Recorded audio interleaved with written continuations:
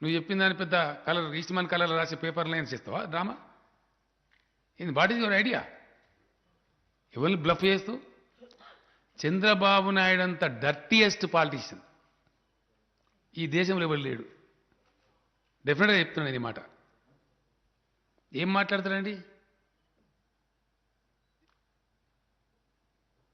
ఏం చేస్తావు నువ్వు? నువ్వు నవీన్ పట్నాయక్ని ఎందుకు కలిసినావు? నువ్వు మళ్ళీ ఎందుకు కలిసినావు? ఎందుకు? నీకేమవుతావు? నాకు అర్థం కాదు. నీ ఇష్టమా నువ్వు మాట్లాడే సొల్లు పురాణం?